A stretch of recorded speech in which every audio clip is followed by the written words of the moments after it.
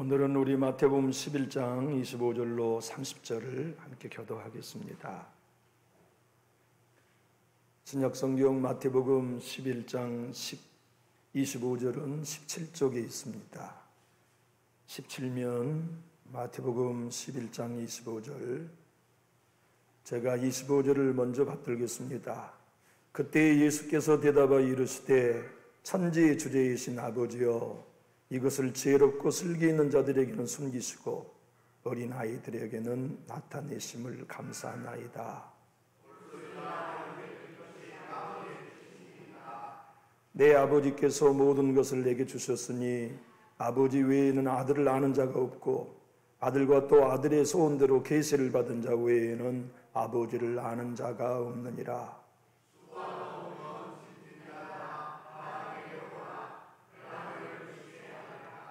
나는 마음이 온유하고 겸손하니 나의 멍에를 메고 내게 배우라. 그리하면 너희 마음이 쉼을 얻으리니 이는 내 멍에는 쉽고 내 짐은 가벼움이니라 하시니라. 아멘. 성경을 묵상하기로 마음먹었다면 우리들은 성경을 읽을 때 가장 중요한 원리가 문맥으로 성경을 보는 훈련을 하는 것입니다. 만약 성경을 문맥으로 보면 오해하지 않아요. 이단이 나올 수 없어요. 이단이 나온 것은 성경 구절을 떼어서 문맥을 무시하게요, 거기에 그릇된 진리를 찾기 때문에 이단이 나오는 것이죠. 우리는 오늘 25절의 첫 부사를 보면 그때라고 하는 부사가 나와요. 그러니 25절로 30절의 이야기는 독립된 이야기가 아니고 24절까지 있었던 이야기가 바로 오늘 25절 이후에 하신 말씀의 배경이다 하는 것을 성경 스스로 설명해 줍니다. 그때가 언제일까요? 갈릴리의 세 도시를 책망하셨던 그때입니다. 그러니까 갈릴리의 주변의 고라신, 베세다, 가버나움, 너희들에게 내가 가장 많은 이적을 행했구만. 너희들은 회개할 줄 모르고 깨달을 줄 모든 것에 대한 책망하시고 난 바로 그때에 말씀하신 것이에요. 무엇을 말씀하셨습니까? 하나님의 나라의 복음을 슬기롭고 지혜 있는 사람들에게는 숨기시고 비밀로 해두셨다는 얘기거든요. 여러분과 저에게 희망은 하나님이 당신을 우리에게 숨기지 않는 데 있어요. 여러분과 저의 가정에 하나님이 당신을 숨기시면 우리는 희망 없습니다. 주님 전에 나왔을 때 주님이 당신을 우리에게 숨기면 우리는 살 길이 없어요. 그런데 우리 주님이 감사합니다. 어린 아이에게는 나타내심을 감사합니다 라고 소개하셨거든요. 다시 말하면 숨긴다는 건 시크릿 비밀이지만 나타내신다는 것은 계시해 주셨다. 오늘 본문에도 나오지만 그런 뜻이에요. 우리가 예수님을 아는 건 절대로 하나님이 우리에게 계시해 주셨기 때문에 믿을 수 있는 것이지 우리의 선택이 아니었어요.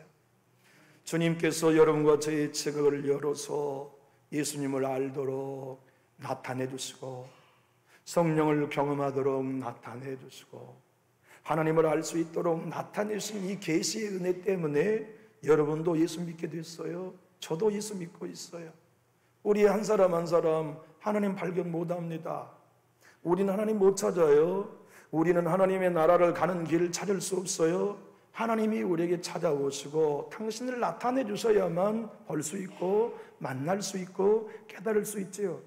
그래서 주님은 야단 났네. 너희들 어째서 한 사람도 못 믿냐? 내가 차라리 소돔과 고모라에서 이 이적을 행했다면 그 사람들 이미 죄를 뒤집어 쓰고 회개했을 것이다. 차라리 이방 나라 두로와 시돈에서 내가 가서 지금 너희에게 행한 일을 행했더라면 그들이 벌써 회개했을 것이다. 그렇게 말씀하시고 주님 이렇게 된 게 감사합니다 하신 거거든요. 그렇게 감사할 일인가요, 여러분? 그러잖아요. 천지의 주제이신 아버지 이렇게 하신 것에 감사합니다. 그게 감사할 일이나요? 통제라 해야지 않나요? 하나님, 이들은 왜 이 놀라운 이적을 보고 들으면서도 깨닫지 못할까요? 왜 이들은 내가 직접 와서 이들의 눈에 이적을 행해도 이들은 도대체 믿으려 하지 않을까요? 이걸 어쩌면 좋습니까? 이래야 이야기의 흐름상 맞는 반응 아닙니까? 그런데 우리 주님은 이렇게 하신 것을 감사합니다 했다고요. 왜냐하면 세상적으로 보면 가버나움 무슨 별것 있겠어요? 벳세다 무슨 특별할 게 있겠습니까? 우리 호남에 제일 가는 신학자는 서남동 교수라고들 말해요. 서남동 교수는 대한민국 전라도는 대한민국의 갈릴리다 그렇게 표현했거든요. 이 서남동 교수는 민중신학자였어요. 다시 말하면 개인적인 구원이 아닌 사회 부조리를 개편해서 사회적으로 구원을 외치는 그런 사회 구원론자였지요. 그가 생각했어요. 갈릴리는 진짜 무시받은 사람들의 이야기처럼 전라도는 정치적으로 무시받고 경제적으로 무시받고 모든 부분에 있어서 문화적으로 무시받는 것, 우리 전라도는 틀림없이 이스라엘의 갈릴리와 같다. 그러니 갈릴리 가버나움 무슨 특별할 게 있겠어요? 갈릴리 벳세다 무슨 특별한 게 있겠어요? 갈릴리 고라신 무슨 특별할 게 있어요? 그런데 그들은 어떻게 생각했냐면 자기를 스스로 지혜롭다고 생각했어요. 슬기로운 사람들이라고 생각한 거죠. 그래서 예수님이 와서 이적을 행해도 못 믿은 거예요. 그런데 우리 주님은 이렇게 말씀합니다. 이렇게 하신 것을 감사합니다. 그러나 그 중에서 어린 아이들은 구원을 받고 영원한 생명을 얻었어요. 그 어린 아이는 누굽니까? 어린 아이들은 세리, 기녀, 그리고 어부들, 세상적으로 자랑할 것이 아무것도 없는 그 사람들은 자기를 어린 아이라고 생각한 거죠. 의지하리 찾지 않으면 스스로 독립할 수 없는 어린아이, 하나님이 은혜 주지 않으시면 도무지 하나님의 생명을 누릴 수 없는 무능한 자, 그가 세리들이었고 그가 창녀들이었고 그가 어부들이었던 그들이 바로 진정 어린아이였는데 그들에게는 비밀로 감추지 아니하시고 계시하여 나타내신 것을 감사합니다. 사랑하는 교회 여러분, 주님은 오늘 또 당신의 은혜가 부유하십니다. 어느 교회나 하나님의 은혜는 풍성히 약속하시지만 스스로 슬기 있다고 생각하는 목회자에게는 주님은 여전히 당신의 은혜를 숨기실 거예요. 스스로 지혜 있다고 생각하는 그리스도인들에게는 지금도 여전히 하나님의 은혜는 숨기실 거예요. 안 주세요. 베풀지 않으세요. 넘치게 하지 않으세요. 우리 교회는 하나님의 은혜가 나타나야죠. 여러분의 가정에도 하나님의 은혜가 나타나야 우리 살아요. 그러려면 우리는 우리 스스로를 어린아이라고 생각하는 겸손이 필요해요. 나는 무능합니다. 내 힘으로는 하나님의 일을 이룰 수 없습니다. 주님의 도움이 무엇보다도 필요합니다 하는 이 가난한 심령이 어린아이와 슬기로운 자를 구분해내는 것이에요. 여기 성전에 나오는 여러분 한 분 한 분이 주님께 나올 때마다 나는 하나님의 은혜가 필요합니다. 성령님이 오늘 또 들을 길을 내게 열어주시고 깨달을 마음을 주셔야 합니다. 나는 성경을 보고도 성령님이 교사가 되어 가르쳐주지 않으시면 까막 눈에 지나지 않습니다. 제발 하나님 나에게 나타내 주십시오. 이 마음을 가지고 오신다면 여러분은 어린아이입니다. 그 어린아이인 여러분과 저에게는 하나님이 당신의 나라를 나타내 주세요. 당신의 비밀을 나타내 주세요. 당신의 복음을 나타내 주셔서 우리의 영혼을 풍성하게 하시며 그 나라에서 영원한 안식을 누리기 위해 우리의 짐을 맡아주시죠. 주님은 모든 사람에게 수고하고 무거운 짐진 자들아 다 내게로 오라고 말씀하지 않으셨어요. 어린아이 같은 사람들에게만 초대하셨어요. 왜냐하면 보십시오. 갈릴리 세계 도시의 사람들은 세상적으로 가장 비천한 사람들이었지만 스스로 자기는 슬기롭고 지혜롭다고 생각하는 그들에게 내 주님은 당신 자신을 숨기셨단 말이에요. 그리고 나는 아무것도 할 수 없다고 생각하는 그들에게 내 주님이 자기를 계시하면서 영원한 자유, 수고하고 무거운 짐을 대신 맡아주는 해방을 선언해 주고 계시죠. 우리 25절 27절 한번 읽어볼까요?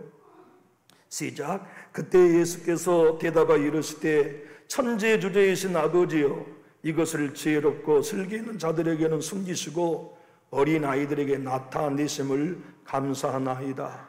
옳소이다. 이렇게 된 것이 아버지의 뜻이니이다. 내 아버지께서 모든 것을 내게 주셨으니 아버지 외에는 아들을 아는 자가 없고 아들과 또 아들의 소원대로 계시를 받은 자 외에는 아버지를 아는 자가 없느니라. 사랑하는 교우 여러분, 여기 성전에 나올 때마다 나는 주님 만나야 돼. 우리 집은 예수님 만나지 않고는 안 돼. 내 자녀들에게는 하나님의 은혜가 필요해. 우리 교회에는 성령의 기름 부으심이 필요해. 그것을 진정으로 믿고 고백한다면 우리는 어린아이가 되어야 합니다. 주님, 나는 모릅니다. 주님, 나는 할 수 없습니다. 주님은 나는 목자이신 예수님의 안내 없이는 어디로 가야 할지 모릅니다. 주님 도와주세요. 은혜 주세요. 오전에 설교했던 것처럼 암병에 죽어가는 환자가 주일 예배가 기다려줍니다 한 것처럼 심령이 가난한 상태로 내 하나님의 도움을 간구하는 거죠. 주님이 오늘 하시는 말씀, 특별히 성경 주님의 모든 말씀은 쌍방간의 양 진영을 소개함으로써 한 진영을 드러내는 바로 이 대비법을 자주 사용하세요. 슬기롭고 지혜로운 자, 어린아이, 서로 반대 개념이거든요. 본질적으로 주님이 슬기롭고 지혜롭다는 자는 바리새인들과 사두개인을 두고 이런 말이에요. 그들은 성경을 많이 안다고 생각했어요. 많이 알 수밖에요. 성경을 다 외우니까. 성경을 다 외운 그들은 자기를 슬기롭다고 생각했고 지혜롭다고 생각했어요. 사두개인들, 서기관들, 사두개인들은 모든 제사를 집례하는 종교적인 제사 집단이었거든요. 성전을 장악한 사람들, 사두개 후예들로 스스로를 사두개인이라고 했거든요. 서기관은 누구입니까? 밥만 먹고 뭐만 하냐면 성경을 필사하는 사람들이에요. 만약 점 하나만 잘못 찍으면 처음부터 끝까지를 다 찢어버리고 새롭게 성경을 써가는 그렇게 거룩한 집단들이죠. 그런데 그들은 마음이 가난하지 않았어요. 그들은 스스로를 어린아이라고 생각하지 않았어요. 우리는 슬기로워, 우린 지혜로워, 우린 알 만큼 안다는 생각을 가졌던 그들에게 주님은 말씀하셨습니다. 너희들에게는 하늘나라의 비밀을 감추신 것에 감사한다. 너희들에게는 내가 메시아인 게 안 보이게 하신 것을 감사한다. 너희들에게는 구원의 문이 열리지 않는 것을 내가 감사한다. 그런데 마태, 세리너, 삭개오, 세리너, 우물가에 모인 여인 너희들은 스스로 내 안에 의가 없습니다. 너희들은 스스로 나는 하나님의 은혜 없이는 살 수 없습니다. 나는 하나님 앞에 나가는데 내게 어떤 자격도 자랑도 없습니다고 생각한 너희에게 나를 계시해 준 것에 나는 감사한다. 우리의 신앙생활은 말이죠, 참 묘해요. 갈수록 내 심령이 가난해지고 갈수록 내 자신이 부족함을 느끼면 얼마나 좋겠습니까만 기도 조금 하면 배가 불러져 버려요. 어느 누구나 예외 없어요. 그것은 조금 하기 시작하면 배고픔을 금방 잊어버려요. 심령이 가난함을 잃어버려요. 어린아이라는 사실을 잊어버려요.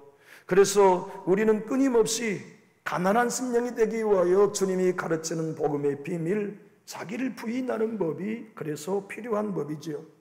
주님은 오늘 수고하고 무거운 짐진 자들이라는 말씀은 단순하게 인생의 무거운 짐을 지며 방황하고 힘겨워하는 이들에 관한 말씀이 아닙니다. 자기 힘으로 성경의 진리를 이뤄보기 위하여 종교적 의무를 짐으로 지고 가는 신앙인들을 향하여, 율법주의의 신앙을 향하여 수고하고 무거운 짐진 자들이라고 말씀한 거죠. 여러분, 신앙의 모든 요인을 하나님이 우리에게 주신 특권으로 누릴 것인가, 의무로 여길 것인가? 여러분, 예배가 의무입니까? 특권입니까? 한번 여쭤봅시다. 예배는 여러분에게 의무입니까? 특권입니까?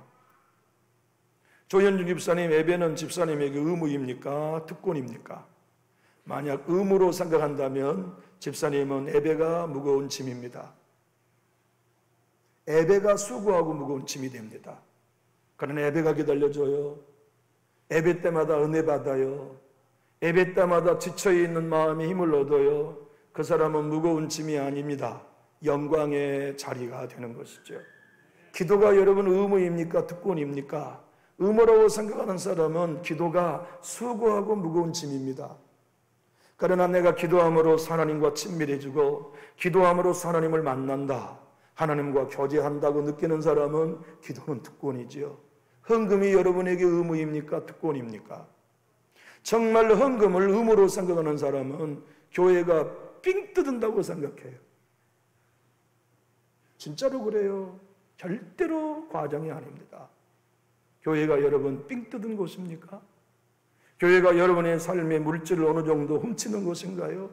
하나님은요, 여러분과 저의 물질에 아무런 관심이 없으세요. 주님은 돈에 대해 어떠한 욕심도 없으세요. 모든 걸 다 가지셨는데 무슨 돈이 필요할까요? 재화라고 하는 거, 이 재화라고 하는 건 세상에 살아가면서 한계에 부딪힌 우리들이 그 재화를 통해 필요한 걸 얻을 수 있기 때문에 돈이 필요한 것이지, 전능자 하나님에게는 재화가 필요하지 않아요. 없으면 말씀 한마디로 만드실 수도 있는 그분이 무슨 돈이 필요하겠어요. 헌금 여러분 의무 아닙니다. 헌금의 생활이 나에게 특권이 되는 신앙에는 드리는 게 기뻐요. 바치는 게 행복해요. 내 삶의 모든 경영하는 목적이 드릴 수 있고 섬기기 위해서 돈 벌어요. 여러분과 저의 삶 속에 주님이 일러주시는 삶의 여정이 수고하고 무거운 짐인가? 그 짐이 아닌 주님께 감사하는 영광으로 누리며 특권의 삶을 살아가는가?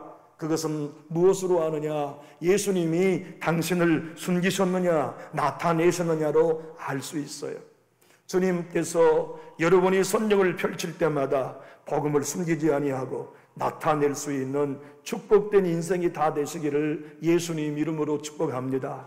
하나님이 놀라운 일을 계획하세요. 놀라운 위대한 일들을 이루어 가십니다. 그러나 어떤 교회는 감추십니다.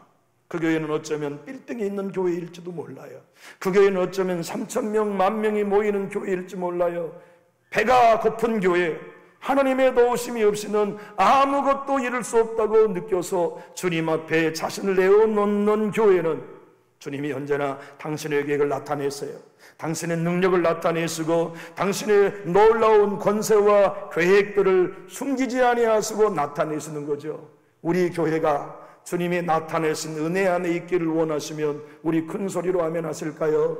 그러기 위해서 여러분 우리 스스로를 지혜롭다고 여기지 말아요. 우리는 슬기롭다고 제발 여기지 마세요. 성경 알고 있다고 여러분 자신을 생각하지 마세요. 나는 알 만큼 안다고 제발 생각하지 마세요. 이전에 나올 때부터 나는 모른다고 생각하고 나오십시오. 나는 배워야 한다고 생각하십시오. 나는 하나님을 알아가야 되고 예수님을 알아가야 되고 복음에 대해 알아야 되고 십자가에 대해 알아야 되고 은혜에 대해 알아야 한다고 하는 배고픈 마음을 어린아이처럼 간직하고 나온다면 주님은 여러분에게 나타내실 겁니다. 살 길을 나타내 주시고 회복의 길을 나타내시죠. 권성수 목사님은 어린아이라고 주님이 말씀하신 것은 나이가 아니라 나는 아무것도 스스로 할 수 없는 작은 자라고 여기는 겸손한 자, 그들을 주님이 어린아이라고 말씀하셨다 설명합니다. 마틴 노이존스는 이렇게 얘기합니다. 어린아이란 나는 너무나 부족해서 하나님 앞에 설 자격이 없습니다라고 생각하는 사람들을 예수님이 어린아이라고 생각해 말씀하셨다는 거죠. 교회 여러분, 여러분과 제가 예수님 빼면 하나님 앞에 설 자격이 있나요? 예수님이 십자가에 흘려준 보혈을 빼고 나면 우리가 보호자 앞에 감히 설 수 있을까요? 예수님이 십자가를 통해 이루는 구속을 빼고 나면 우리가 우리의 행위로 생명책에 기록될 수 있었을까요? 우리는 어느 것 하나도 우리 힘으로 얻지 않는 사람입니다. 예수님을 통하여 거저 선물로 받은 사람들이에요. 그런데 우리는 내가 슬기롭고 지혜로운 자라고 생각해버리는 경향이 많지요. 미국의 시민권을 갖는 것만으로도 여러분 쉽지 않잖아요. 러시아의 시민권을 받기 위하여서 말이죠. 저쪽 아프리카에 있는 사람들은 지금 러시아 용병으로 전쟁에 참전한대요. 전쟁하고 6개월 동안 병역 의무를 하면 러시아에 시민권을 준다고 하는 욕심 때문에 러시아의 군대로 편입하여 목숨 걸고 전투하고 있잖아요. 러시아가 무슨 매력이 있습니까? 미국이라고 하는 지금 이 세계 최고의 나라의 시민권을 갖는 것이 얼마나 많은 사람들에게 소원입니까? 하물며 하늘나라의 시민권이라면 얼마나 귀한 것이겠어요. 우리가 행위로서, 신앙의 열심으로서, 봉사와 헌신으로서 하나님 나라의 시민권을 얻은 게 아닙니다. 배고픔으로, 심령의 가난함으로, 나는 아무것도 스스로 할 수 없는 부적격자여 무능한 자라는 것을 고백하는 그들에게 주님은 은혜로서 하늘의 시민권을 값없이 허락하시는 것이죠. 그것을 주님은 감사합니다 라고 고백한 거예요. 여러분과 저의 삶 속에 배고픔이 있다는 것, 이것은 여러분과 제가 그저 겸손한 신앙이 되는 것을 넘어서 살 길이에요. 영원히 살 길. 곰곰이 성경을 한번 보십시오. 모세는 스스로 자신을 지혜롭고 슬기로운 사람이라고 여길 때가 있었어요. 애굽의 왕자로 사는 동안에. 그때는 대단했어요. 그때는 자기가 동포도 구원낼 수 있다고 생각했어요. 그러다가 사람 때려 죽였죠. 살인자가 되어 도망갑니다. 미디안 광야에서 40년을 낭비해요. 40년을 살면서 나이 80이 넘어가면서 비로소 슬기롭고 지혜로운 자가 내가 아니라 어린아이가 나라는 걸 깨닫게 됩니다. 그때까지 하나님은 그를 뺑뺑이 돌리셨어요. 그래서 그가 어린아이가 되어졌을 때 애굽에 보내고자 하는 하나님의 음성을 듣고 모세는 출애굽기 4장 10절에서 이렇게 얘기했지요. 모세가 여호와께 아뢰되 오 주여 나는 본래 말을 잘하지 못하는 자니이다.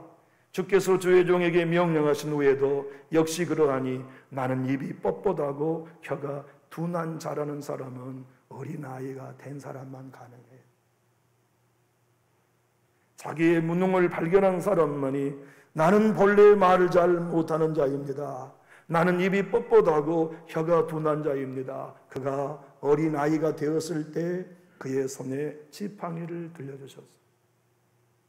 우리 교회와 여러분의 가정에 하나님의 능력의 지팡이가 필요하다면, 그 지팡이 역사가 필요하다면 우리도 어린아이가 되어야만 합니다. 나는 무능한 자라는 고백이 필요하지요. 이사야 선지자가 환상으로 하나님을 만나 배웠어요. 서랍들이 6개의 날개로 2개의 날개로는 하늘을 날고 2개의 날개로는 자기의 발을 수치스럽게 가리면서 거룩하다 하나님의 영광을 찬양해요. 장차 오실 평강의 왕을 바라보았어요. 주님의 영광이 얼마나 놀라운 것을 그는 두 눈으로 똑똑히 보았죠. 그리고 나서 그가 한 고백은 어린아이의 고백이었습니다. 그때 내가 말하되 화로다 나여 망하게 되었도다. 나는 입술이 부정한 사람이요 나는 입술이 부정한 백성 중에 거주하면서 만군의 여호와이신 왕을 배웠음이로다 하였더라. 여러분과 제가 주님 진짜 만나면 나는 입술이 부정한 사람이라는 걸 알아요. 주님 앞에 설 자격이 아무것도 없는 사람이라는 거. 그거 아는 사람들은요 복이 있습니다. 그거 아는 사람은 하나님이 숨기지 않으세요. 내가 여기 있다. 내 도움이 여기 있다.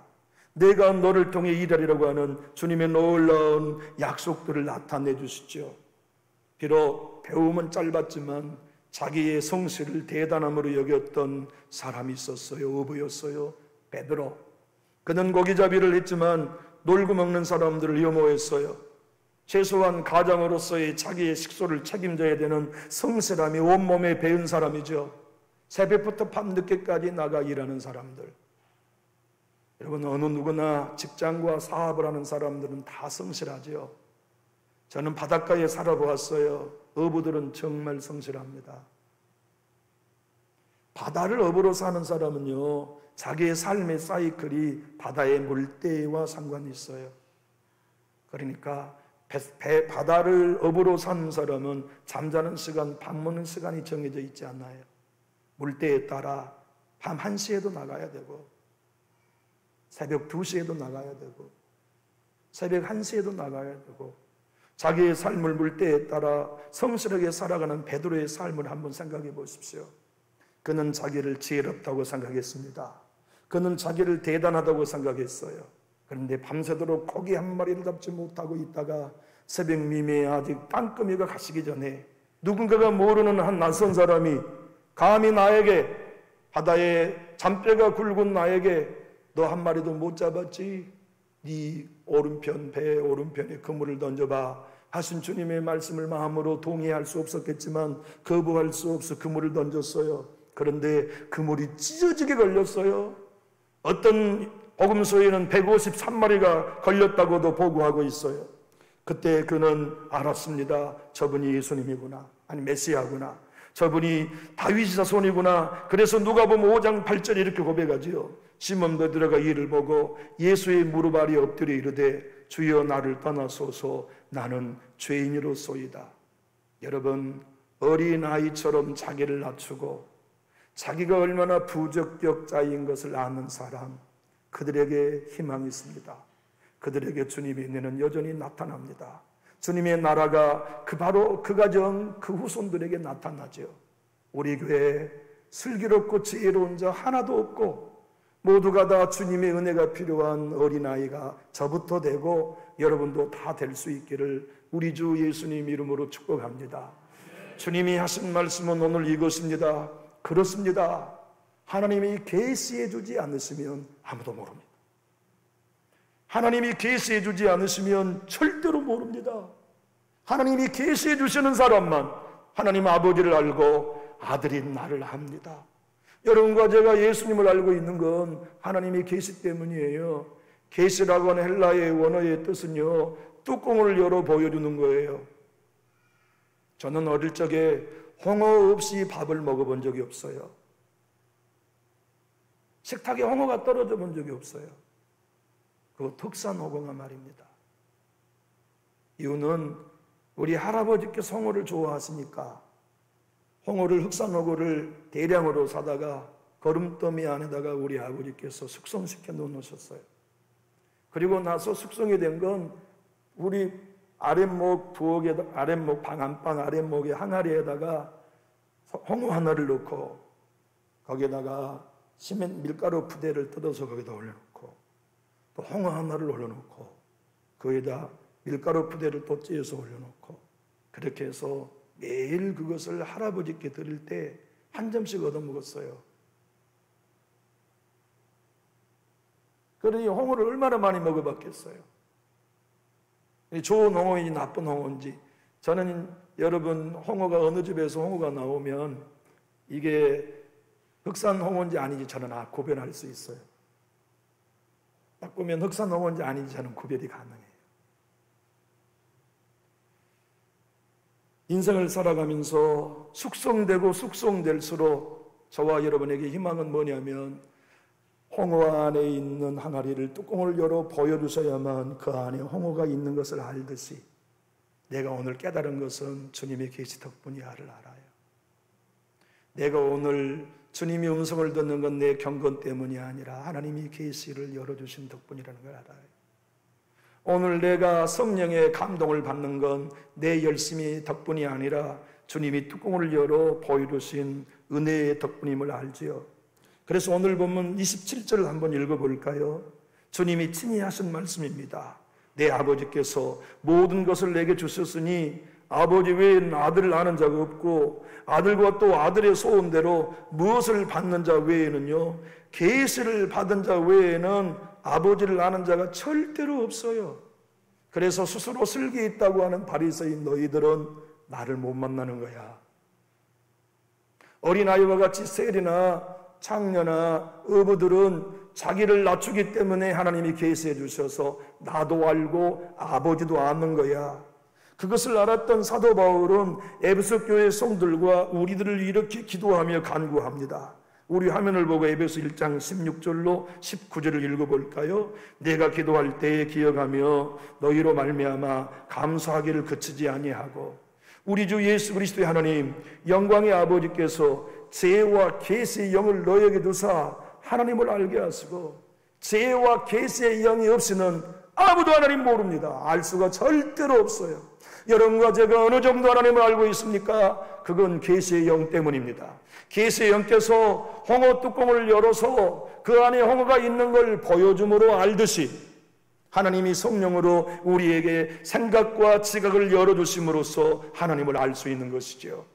바울은 그걸로만 얘기하지 않습니다. 18절은 계시의 영이 임해야만 너의 마음의 눈이 밝히사, 계시의 영이 임하셔야만 그의 부르심의 소망이 무엇임을 알고, 계시의 영이 임하셔야만 성도 안에 그 기업의 영광의 풍성함이 무엇인지 알며, 계시의 영이 임하셔야만 그의 힘의 유력으로 역사하심을 따라 믿는 우리에게 베푸신 능력이 지극히 크심이 어떠한 것을 알 수 있기에 나는 계시의 영이 너희들에게 있기를 기도한다. 이게 사도 바울의 기도였어요.